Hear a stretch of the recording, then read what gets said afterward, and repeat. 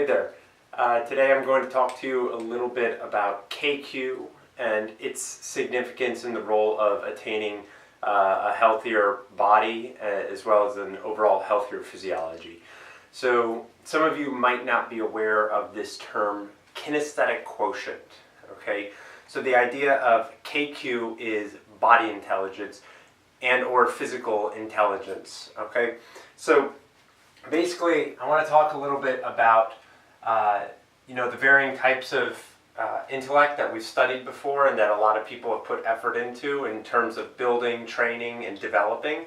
And then I'm going to talk about today's culture in the 21st century and how we haven't really prioritized kinesthetic quotient or body intelligence nearly as much as we have mental intelligence and emotional intelligence. So I'm just going to start by drawing a stick figure for us. And here I'll find a marker that works. All right, and here we are. Okay, so you have the pelvis. All right, and then we'll just draw a rib cage on this person. This is pretty much all we need. And maybe I can draw a leg. I'm not sure how well you can see that image. But the idea is like we have these three parts of the body. Okay, so we have our head. Our head is going to represent our IQ. Okay, then we have our rib cage, our thorax, which is going to be our heart, and that's going to represent our EQ, our emotional intelligence, our awareness of our own feelings, being able to show compassion and empathy for other people's feelings, and kind of listening to the subtleties of how different interactions and circumstances can make us feel certain emotions. And then down here, right between the rib cage and the pelvis, is going to be your L3, L4, which is going to represent your KQ. In martial arts, it's martial arts and like Tai Chi, Qigong, a lot of Eastern practices. It's called your Hara or your Dantian.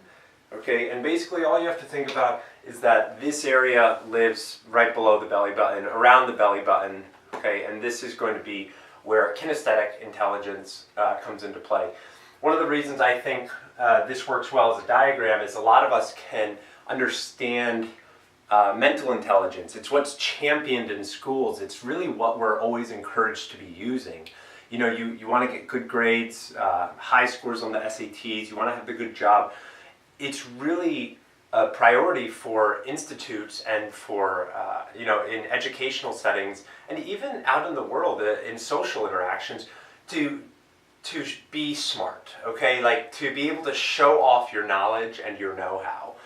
Okay, so IQ is a really developed part of our modern world, and people put a lot of time into this, okay? And that's how they have big important jobs. In science, technology, the doctors, even people, lawyers who have to do a lot of critical thinking and reading and writing. So a lot of our top positions in the world also require a higher IQ, okay?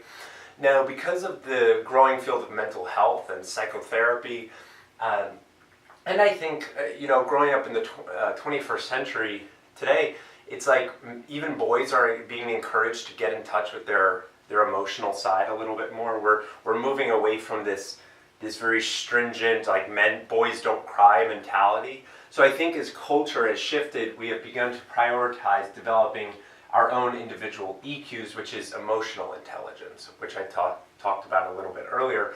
So these two things are being championed a little bit more in modern society now. It matters how you feel and it matters how you think. Okay, the one thing that's still falling by the wayside is our kinesthetic quotient, our kinesthetic intelligence. And I think this is the missing link in terms of attaining a higher functioning physiology, a higher level of consciousness, okay? And that's why I like to use the stick figure representation, because if we talked about aligned priorities, you would think that you would want a balance of IQ, EQ, and KQ, okay? But a lot of times people are mostly concerned with developing this. They want to develop their brains. And I think that's fantastic, because you need a fairly high amount of IQ in order to have a higher functioning KQ. But now let's talk about KQ. So where do we get introduced to kinesthetic intelligence? It starts in the schools, okay? It starts a lot earlier than that. We develop a kinesthetic intelligence the day we start creeping and crawling on the ground.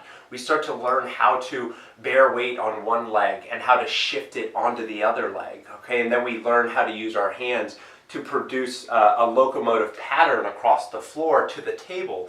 And then we use our arms and our shoulders to pull ourselves up to the table. And now we're on two legs. Okay, and this is one of the beautiful things about human evolution, is we're the only animals who went from a quadruped, four-point position on the ground, to an upright bipedalism lifestyle, okay? And that's a whole other conversation, but you could look at human evolution from the perspective that we developed a higher level of KQ than the other animals. We developed an ability to walk upright on two legs, but before that we were both aquatic apes and arboreal apes. So arboreal being we used to use our arms to swing from branches and trees, which helped develop a very unique shoulder girdle system and a rib cage, thorax rotation system. We were also, one of the few animals that could be on land and in water. Okay, so my point is, kinesthetic development, kinesthetic learning is ingrained in us. It is in fact wired into our evolutionary and biological development. Okay, but what about modern day? What about after elementary school? What begins to happen to our kinesthetic quotient? Okay, now typically, and what I experienced myself, is you have your athletes, okay? And if you're really good at sports, you play all the time, you might even be scouted for club teams, and maybe even eventually you go to college for that sport. These people continue to develop their kinesthetic quotient. What about everybody else? You might be in the arts, you might be a dancer. So it's a similar path. It's less sports defined, but it's still very athletic. These are the two paths to continuing your building and developing your KQ in modern society. I would also note, real quick, musicians also develop a high sense of their KQ. I mean, if you've ever watched a pianist or a violinist, one of my best friends growing up with was a high-ranking clarinet player, and they also have to develop a sense of their physical intelligence in order to play an instrument. But if we look at the average person, okay, your average Joe, how many of us go pro in sports or pro in dance? Or even professional in music? And typically, more often than not, the answer is a small percentage, okay? So you have, I think I'm being generous if I were to say 5% of the population, five children out of 100, after high school or after college, they go on to do something that involves their skill of a lifetime. But what about everybody else? Well, they go work in offices or in labs or in courtrooms or in hospitals, or maybe they work in kitchens. I mean, the list of jobs is endless and career paths. My point is, they're usually having to use their IQ and their EQ. Okay, emotional intelligence helps us keep our life afloat. Relationships with friends, relationships at home, relationships with ourselves, relationships at work. Okay, and then our mental intelligence, again, that's the priority for us to perform our job with competence, so that we get paid and we can have a life and we can afford rent and shelter and clothes and food and all these different things. Kinesthetic intelligence is falling by the wayside, and this is important. This is important because we are growing up in a time where the modern conveniences are essentially disassociating us from our bodies. We're forgetting how to move, okay? Because we have screens. We have screens being cell phones, computers. We're in cars. We're at desks. We're in all of these different postures all the time, living in this world of, we're basically surrounding ourselves with our own interests, all within an arm's reach, all of the time. So we don't really have to get up and do anything anymore. I mean, I could talk a long time about food habits, okay, and how people are ordering, and not only ordering out and going out to eat more than ever, but they're also now ordering prepared meals at home. So we're even losing the art of cooking, which I could argue is a kinesthetic activity. You know, you have to understand how to chop the vegetables or julienne the potatoes and sear and simmer and tongs and spatula, and there are a lot of different dimensions to cooking. But my point is, and what I'm trying to get across is that kinesthetic learning is not being a priority anymore. And because of this, we're becoming strangers, almost aliens to our own bodies. So what is one of the solutions that we use? Well, one of the things that we do is we work out and we exercise. And this, I think, is a great alternative or a solution, a short-term solution to making sure our brain is still doing stuff. Still understanding, oh, okay, this is going to be hip flexion. My leg going back is going to be hip extension. This is going to be, shoulder flexion, shoulder extension. Bracing my core is going to help produce a little bit more thoracic flexion. Okay, we have a lot of these anatomical terms. We don't think that way in terms of exercise. We just get on the bike and start spinning our wheels. Okay, we just go out for a run and we just run. We don't talk about hip abduction, hip adduction, knee flexion. We don't talk about dorsiflexion, plantar flexion. We don't think about those things when we're exercising. And so in the modern world, we're kind of obsessed with health. It's everywhere. It's in social media. We're obsessed with vanity and doing more, always trying to be healthier. Okay? Now, kinesthetic quotient, kinesthetic learning. If you just start going to the gym and doing your routine, are you still learning? Are you continuously expanding and growing your kinesthetic quotient? And I would argue that the answer is no, because you're getting comfortable doing what you like to do. If you're an endurance athlete and you're only doing the same activities over and over again, this might be great for your cardiac output, okay, so building stamina and endurance, but are you moving all of your joints through their ranges of motions that they were originally born with, okay? So we have over 200 bones in the body, over 350 joints, and then we have over 700 muscles, okay? And I think if we want to build, expand, and grow our kinesthetic quotient, it's really important for us to learn how to move our joints through all of their ranges of motion and give them an opportunity to experience something new. And then we take that information and we put it into our own body, and then our brain starts to recognize it, and then boom, now we are expanding our kinesthetic quotient. All right? Now, the way that I do this in my field of work, because I work in spatial medicine, is I do it through biomechanics training. And biomechanics training is basically physics applied to the body. How is and where is your proprioception? How is your kinesthetic awareness? Do you understand how to move your scapula these 4 or 5 different ways?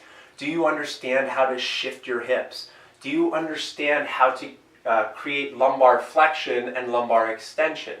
Do you know how to breathe into your abdomen? Do you know how to breathe into your thorax? So there's an infinity amount of ways that the body can move. And if we're not exposing ourselves to these possibilities and learning these principles of human foundation movement, okay, going back to the roots of we learned to crawl, stand up, and walk. Do we know how to move all the necessary joints to perform these daily essential functional tasks? So if we're not doing that and we're just going to the gym and putting our body through the gambit of motions for the sake of fitness and exercise, what are we missing out on? Are we still growing our KQ? I would argue that we're not. I would say that we're keeping it at a flat line. Okay, we're almost plateauing, we're not growing. All right? In order to build your KQ, you have to do an evaluation and kind of a scan of yourself. Get a sense of where you are in space. Understand which joints move and which joints don't. Right? And it can be a lengthy process. If you work with an intelligent trainer who understands biomechanics and joint physiology, or a body worker who's an expert in alignment, or again, just anatomy. Anatomy is the word I was looking for. You can start to improve your KQ. Okay? But I think that this is going to be the solution for a healthier functioning body, all right, and at the same time getting the results we want. We live in a time where degenerative disease is at its highest. Arthritis, tendinitis, osteoporosis, people with tennis elbow, sciatica, piriformis syndrome, chronic stiff neck, spinal fractures, bone fractures, what else?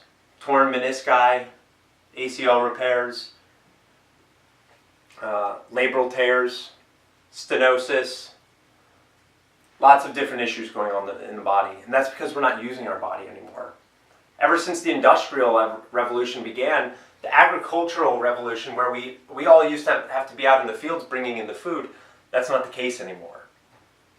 We have an overabundance of food. How do we use our bodies? This is the missing piece in the 21st century.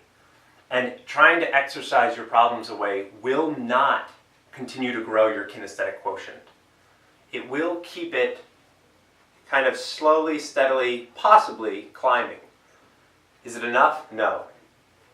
We have got to start to prioritize understanding where we are, where our bones are, and how can we expand on that area? How can we grow into our bodies more effectively? Because the more we can understand ourselves, the more access we have to our bodies, the more we can use. And then we feel a lot more confident and capable going out into the world and doing physical tasks. But like I said, this is not something that is being taught mainstream. How are we going to teach our children to move? How am I going to teach you how to move? If we want to avoid degenerative disease of cartilage tissues and connective tissues, we have got to make sure that the muscles are doing their jobs. And this is where training with biomechanics comes into play.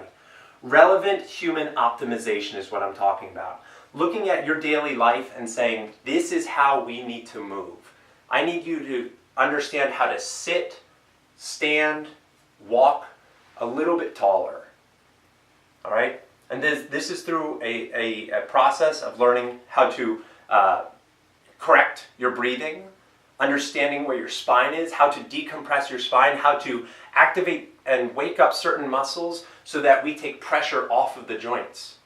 Because when obstructions do not exist, harmony prevails in the body. But this is not the case for the average person in the 21st century sitting at a desk or sitting at a computer or in front of a screen for 10 hours a day.